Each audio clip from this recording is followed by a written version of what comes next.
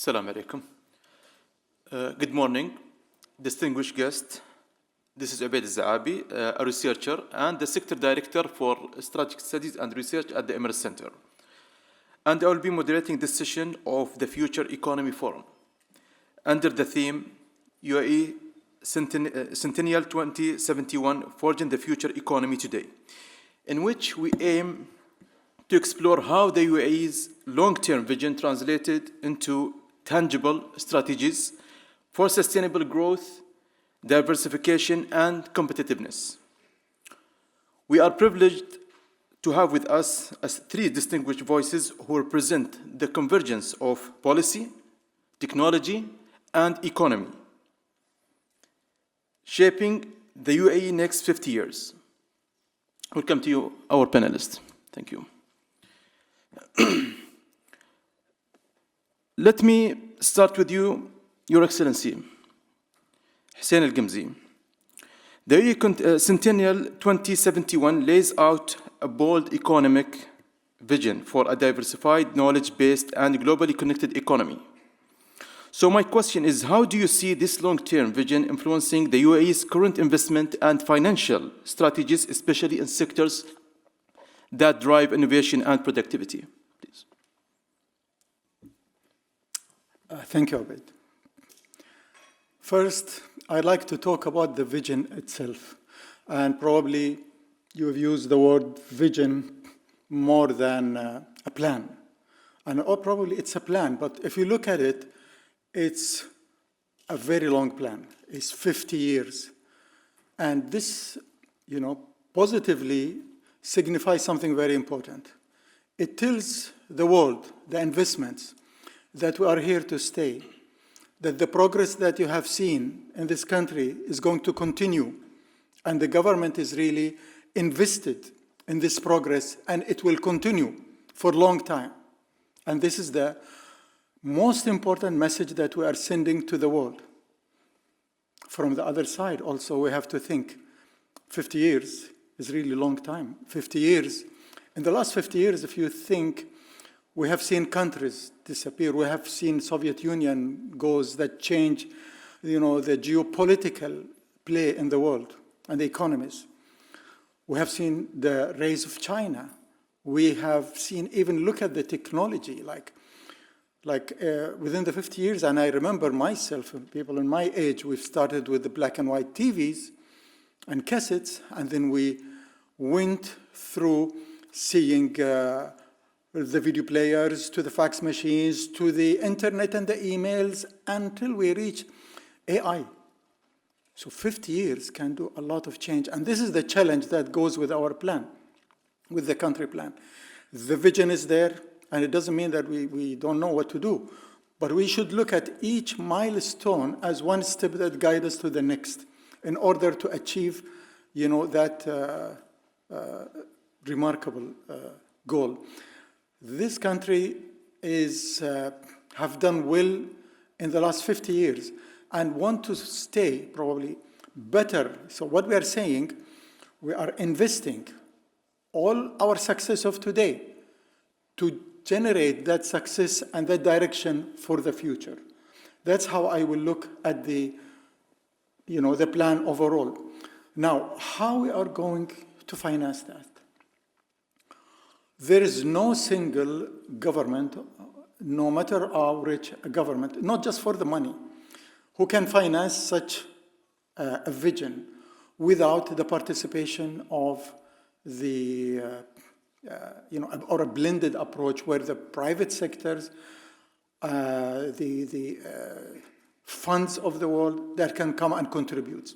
And there is a reason also for that, not just for, lack of money, because we need the expertise to come with this investment. We need investors who come also to bring with them, the expertise. Because one tenet of this plan we have is building tenants, building the talents of the future. So we want to qualify and move from what we are known, that we are an exporter of capital, to importer of capital too. Nothing wrong with exporting capital, it's investment. But we want people to see us worthwhile, this country, to come and bring in the money, invest in us, invest with us, and help us build a dream of the future. That's very insightful. Let me move to Dr. Ahmed Safty, and before we move later to Ms. Shamma Nuaimi. Dr. Ahmed Safty, if you just give us a glimpse about the UAE Centennial 2071 goals, and how do you see that the UAE is translating these goals into measurable economic milestones in terms of diversification, knowledge creation, and value-added industries? Okay, thank you so much for the question. This is a very important question because when you think about the Centennial 2071, it's 50 years. Okay, but the 50 years strategy or vision, this is the umbrella. It's a very long-term vision, but it's very important to have one. Because like in economics, you have a major problem called the time inconsistency problem. Time inconsistency problem means that usually you aim for something for the long term, but the short term like factors can deviate you from the long term. Okay, and you end up with short term, and you move away from your ultimate goal. So the basic idea behind the Centennial 27 is that we used to have the UAE Vision 2021. It was successful. But you know that for the next step, you need to have this overall vision, 50-year vision. So it's been put for 50 years to match the Centennial event for the UAE, but by 2071. And it put 4 pillars for how to achieve the ultimate target of being one of the best countries in the world. So it focused on the government. This is one pillar, to have a sort of efficient, forward-looking or future-looking government. You have to have a diversified, knowledge-based economy. You need the education, which, according to the vision, has to be an excellent education, and the society itself. So those are the 4 pillars. Those are the guiding lines for all the shorter-term visions that we saw, because it started, it was announced in 2017, and then you have the cascading of the policies, which has those sort of quantitative and policy actions. And all those policy actions and all those shorter-term visions, and I'm going to talk about them, are way of like proving that you can reach the ultimate goal by 2071. So after that, you have we the UAE 2031, which has the quantitative elements and the specific policies and the sectors, that all of them has to be consistent with the vision of the Centennial 27. This is where you have the quantitative aspects. For example, that some of the major objectives of the UAE 2031 is to double the size of the economy from 1.49 trillion dirhams to 3 trillion dirhams, for example. And you have certain objectives for tourism, for trade, for $1 trillion by that time, for the tourism sector, and so on. So this is the idea, is to have those sort of blocks, moving blocks. You start by a vision for 2031, then you have another one for 2041, and so on till you reach 2071. Also, because of this umbrella, you have consistent set of visions for the sectors. This is where we came with the UAE AI strategy for 2031, for example, and it should match with the energy strategy, which is 2050, because 2050, of course, we have the net zero objective, commitment by the UAE, and you have other, like the digital economy, and so on. So all of those set of sectoral level visions, they are matching with each other, and all of them are guided by the vision of the longer-term vision of the Centennial 2071. Why it's important to have this sort of consistency. As we saw this morning in the previous two sessions, there's always talk about the interrelations between, for example, energy and AI. When you look at the AI side, for example, you have lots of projects, major projects. UAE is going to be not only regional hub, but globally a global hub for AI. You have projects, I'll just give an example, like the Stargate UAE, which would need huge amount of energy. It moves through phases, but by the end, it has like 5 gigawatt capacity. So how you can match this from the energy side? And we heard today about the two sides of energy, for example, the supply side, where you have to match or to achieve the objective of net zero 2050, but at the same time you have to sustain the growth and the development of an AI sector on this side, okay? And from the demand side too, you have to consider the efficiency from this part. So this is how it works. You have the umbrella, and then you have the shorter term visions, consistent visions, and then you move to the next step, but all of them are guided by the main pillars and the main objectives of the Centennial 2071. Thank you, Dr. Ahmed. I think you paved the way for my next question to our next panelist, Ms. Shamma. We heard Dr. Ahmed Safty, he talked about the UAE national strategy for 2031, and he talked a lot about the focus on AI. Ms. Shamma, Presight AI, as part of the G42 ecosystem, sits at the center of the UAE rapidly evolving digital and data-driven economy. So, and your work is directly shaping how AI analytics and advanced digital systems support the UAE Centennial 2071 vision. Let me begin by exploring the broader architecture of this field. How is G42 contributing to the UAE's digital economy and technological sovereignty? Thank you for this question. I think it's a critical question. Today, G42 is contributing in many ways, one of which is the partnerships.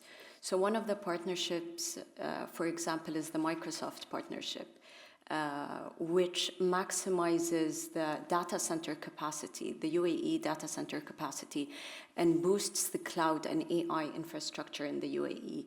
And this enables the UAE to enhance its position as a leading global and AI leader in the world. And I think it provides the UAE with two main key and strength points.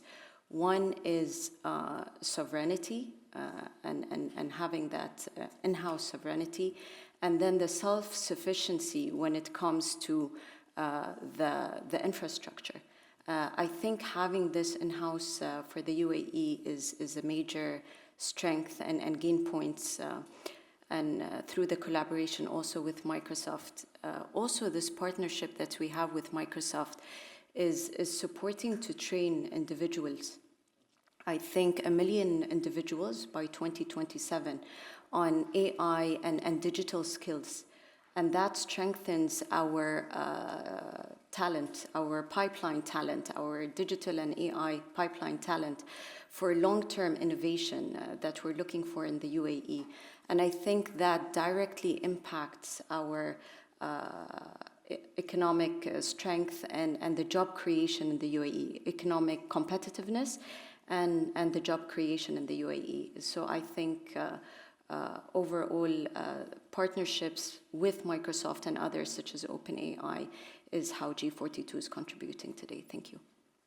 Thank you, and totally agree with you. Like developing the human capital and highly skilled capital is one of the main pillars of our economy here.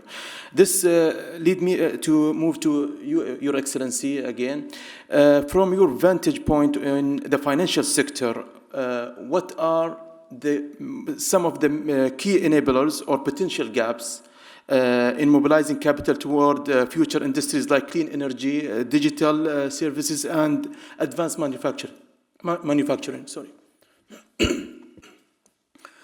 You know, as I mentioned, we need, of course, the public funds to participate with us.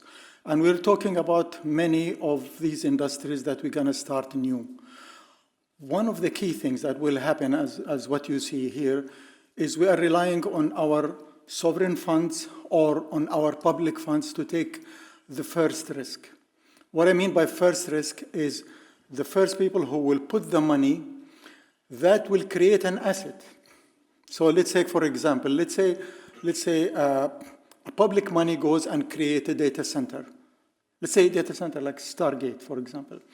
This data center, once created, it become an asset, okay? It's an asset that will give in the future to the country, whatever. The fact it's being we created assets. These assets by themselves will attract the finance, will attract different sort of finance, but we'll start probably with things that we don't have. For example, if you look at the landscape of our the financial sector that we have developed so far, by and large, it's mostly commercial banking, commercial corporate finance, and goes up to some kind of level of syndications, but we don't have venture capital. We don't have these a bit more riskier kind of funds that goes into areas like this. And that's the thing that we might need to create as enabler for some of the very important, probably mega projects, but they are assets. They are assets that are gonna grow in the future. So if the market believe us and if they see us demonstrating the creation of these assets, whether these assets is into creating connectivity, creating, these data center, the supercomputers of the futures, the enablers of the future for the country, of course, this gonna attract, those investors.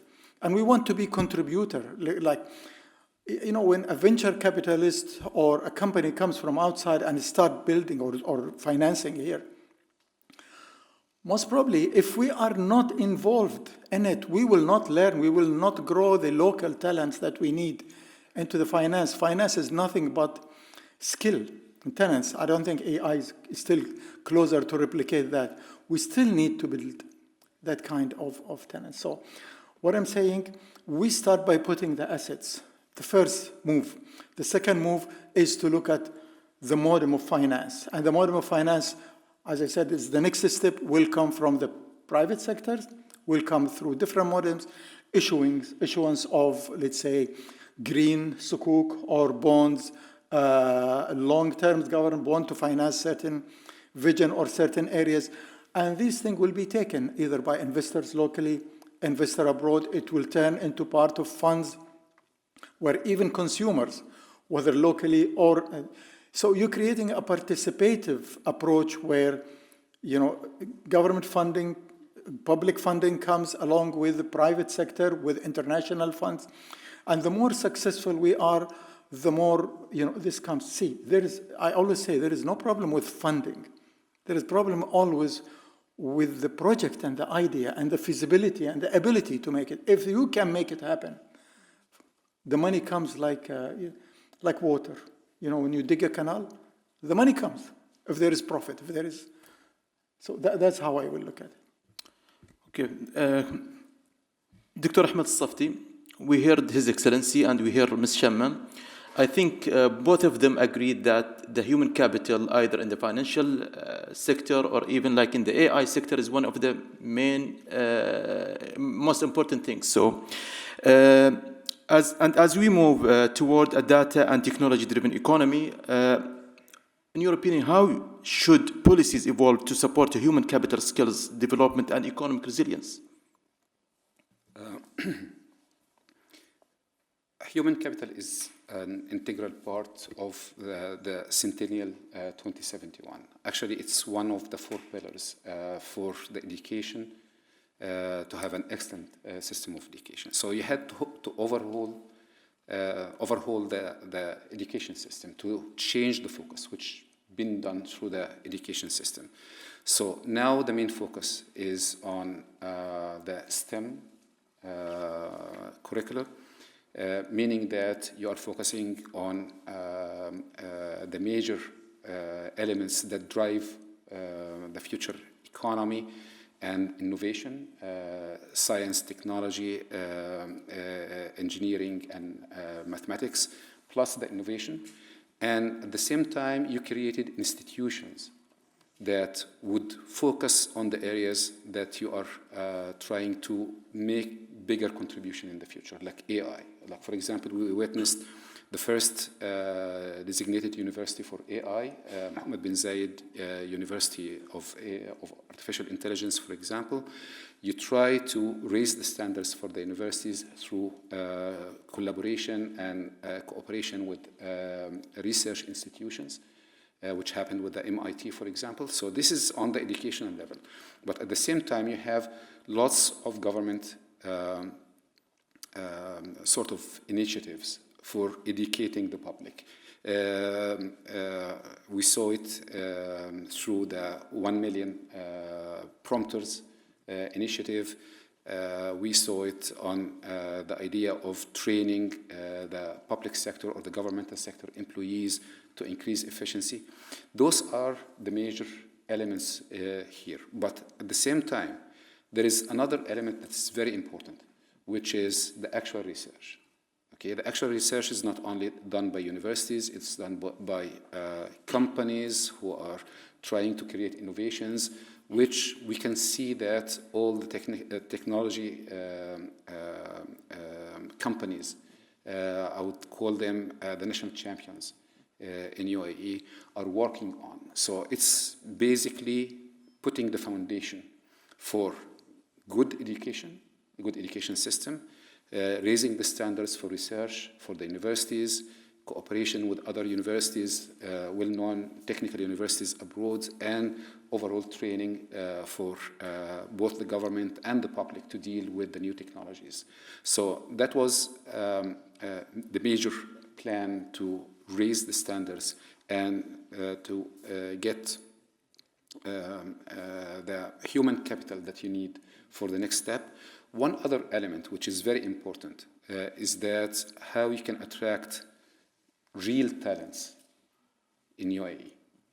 So this is also a very important element, because when you get real talents, like through visa program, like the Golden Visa, through having a very hospitable society and living standards here in UAE, they are coming not only just to contribute to the business side, but also to knowledge transfer, which is very important. Okay. Building on that, Dr. Ahmed, my other question is, you talked about the research, which is also research, R&D, and the education. So, what role do regional and international partnerships play in supporting these ambitions, especially in attracting like R&D and technology transfer and global market accesses? Definitely, it plays a major role. And as Ms. Shamma mentioned about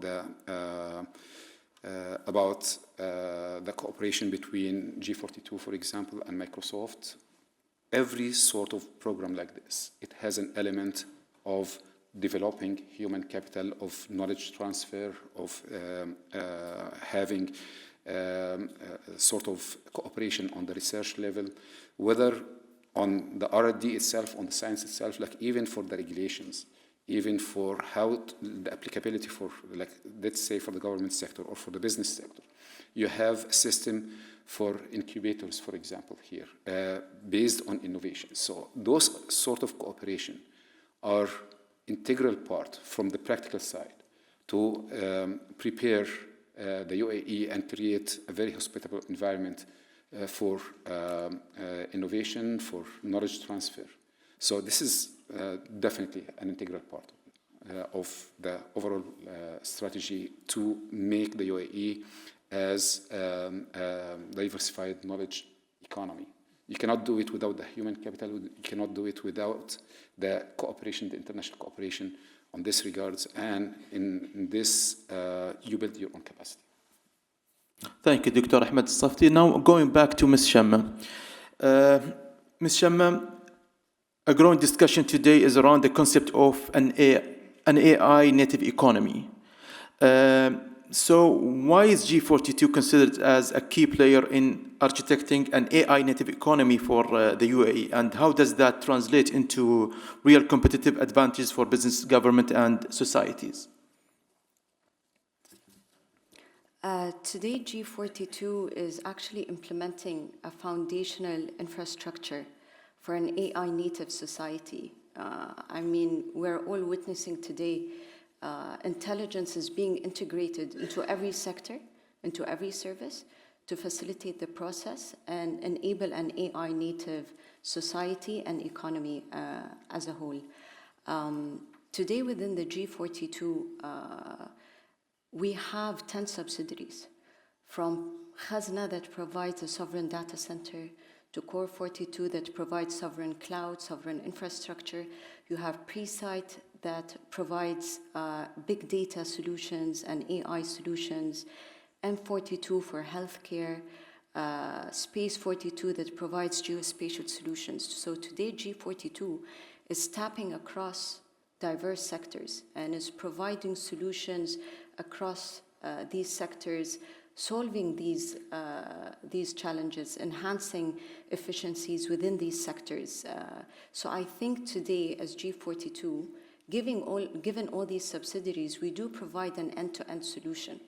There's the infrastructure, there is the data layer, so it's the full stack, basically, to enable the economy to achieve their AI vision and their AI goals, and to become an AI native country, per se.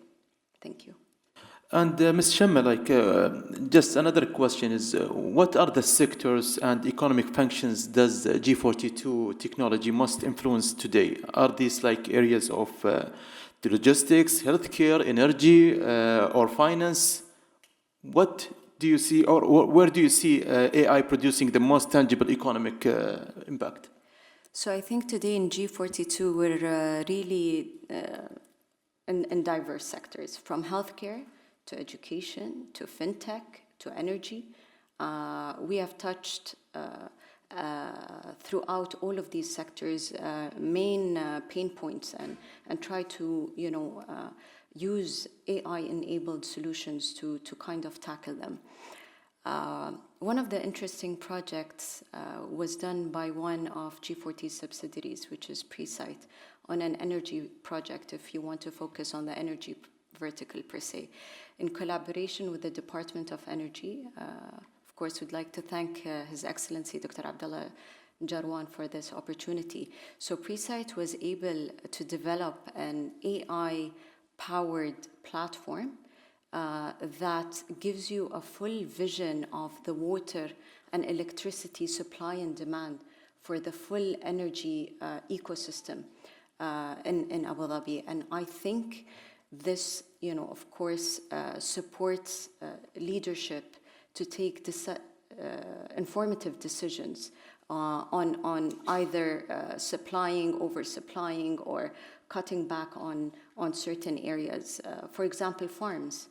You can see where water supply is going to certain farms, where it's not providing sufficient power or water to certain farms, and where it needs to be focused. And this enables informative decisions to empower the right farms. And then maybe you look at it just from agriculture or a farm perspective, but it actually has a bigger impact because it touches base on food security, which is another key point that impacts the economy today of the UAE. So that was, in my opinion, a great project, and I'm very proud that G42 and Presight specifically was a part of. Thank you. Your Excellency, Hussain, going back to finance, what lessons can we draw from how the UAE's financial ecosystem has evolved to support risk-taking and sustainability simultaneously? Before I go to the question, I just want to maybe second the words that said by Shamma and by Dr. Ahmed. First of all, especially that example about how the AI will work with the farms and how, AI will be the tool to improve productivity, will increase our efficiency, okay?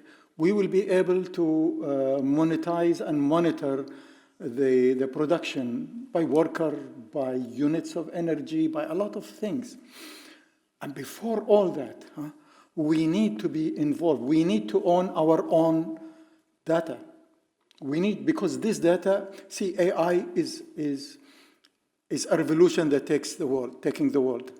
And in the economy, we call it GPT, not the chat GPT. No, this GPT means general purpose technology. What does that mean? It doesn't mean that the technology, it means sometimes technology takes a while. So when electricity started in the world, it didn't just spring like this and everybody used it. It took a while until the world learned how to use it. Aviation has the same story. It's not when the Wright brothers flew the plane and all of us start flying. It took a while, and this is what will happen. So as AI develop, we should start getting our data. So far, and this will bring me to my question probably later on, how we are not owner of our data yet in this country, and that is the basic for our research, for our future labs of studying our own situation and improving it. I think this is very important. And on top of this, let's think when we thought about improving the talents. We have a problem. You know why we have these golden visas and things like this? Because we need sticky talents. We need talents and expertise that stick and stay. And no better people who will stay here than the nationals, our own kids of the future. They are not a threat to the workforce, but we need our own engineers. We need our own future scientists. We need the future. So all when we talk about this plan, really, and if you ask me about the economies, the most economy is human activity, and the most important part of it are the people. So humans are the most and the key factor for all what we're going to do from now to 50 years ago. Now coming back to the experience of the financial sector. Financial sectors, like any other sectors of, probably we have seen massive growth, and it's always reflective of the growth that's happened, within the country. But I will share something from my own experience. So I was fortunate to be the first staff who worked on building the Dubai International Financial Center. I was number one. So we start building it, not the buildings, to go through the laws and to go through the process. And if you think, like we were trying to say, we wanted to do these activities, that is still not licensed, not permittable still by the Central Bank of UAE for a reason, for good reason or not reason, but this was the aim at the beginning, and we ended up through negotiating with ourselves until we created what looks like a free zone. Okay, so now we have DIFC, and we have also ADGM, similar entities. But what we have done, we deprive these entities of dealing in dirhams. So we'd like sort of turn them into an offshore, while they are part of us. These two entities actually are federal entities. They've been created by a federal decree, signed by Sheikh Zayed. And we still dealt with them as foreign zones. So what happened when you do this? And I want to come to the future of data center through this. So, and please, bear with me if I say this, it's coming from true fact. If you do something like this, you end up in what I call tenant economy. So you have the big guys comes to you, establish and pay you tenants, and they do their technical activities where you don't learn anything. And unfortunately, this is happening in many of our free zone. We are not, as I said, we need to have the local tenants. What is the use of us setting up, a building where people rent from me, but I don't learn anything what they do? I need to learn what they are doing. I need to build our own, skill base for our national through these centers. And this is what I don't want to happen. So when we start building our data center, and mashallah, and UAE is probably much advanced with, in terms of data center, Khazna and Ajman, and it's probably the biggest. And we are building probably some of the biggest through Stargates. But if Stargates turn into a tenant's place for OpenAI, or something turn into a place where we just rent for the Microsoft of the world and the others, we will not learn. We want to create our own clouds. We want to be in the game like everybody else. And I think this is where I come to the local talents again. That's what we need the local talents for. We need them to learn to manage that future, because we are building this future for them 50 years ago, 50 years in advance.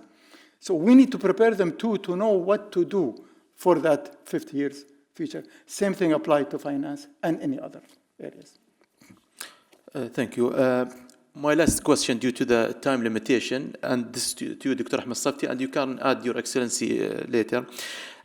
My question is, what policy priorities today will make the greatest difference in shaping the UAE's economic competitiveness in 2071? This is a tricky question, because it's not only one policy, but I think like the one thing that the UAE is believing in is openness, free economy. This is very important because when you have a free economy and when you have this long-term vision, then, and you build the trust and the credibility, then this is what drives, as Mr. Hussain mentioned, the attraction of capital. So when you see this sort of progress, when you know that you are going to be open, when you see all those changes in the world, like using protectionism, when we call like going from globalization to fragmentation, the UAE always been consistent in this regard with the open economy, with free trade. So being able to free trade, free economic activities, creating sort of economic partnerships with your strategic partners across the globe. When you are able to create your network from logistics to energy to digital, all of those things, including like, I'm not going to say deregulation because sometimes it gets like bad name, but just like to ease the regulations, to know how to regulate the decent amount where to focus on regulation without creating obstacles for businesses. I think this is the major thing. Again, free economy based policies with less, not less, but with the sufficient amount of regulations, government efficiency, those are the main drivers. Thank you. We have 1 minute for any last thoughts, Your Excellency or Ms. Shamma, anyone? Yes. You know, what I want to say, when I talked about the plans, other countries, and most of the countries of the world, cannot have long-term plans. Why? Because they're political systems. The political system is designed for 4 years terms, for government 8 years terms. So their plans are always short. And we have the advantage for long-term planning. Despite all the challenge, still it should be an advantage. And I think we are on the right course.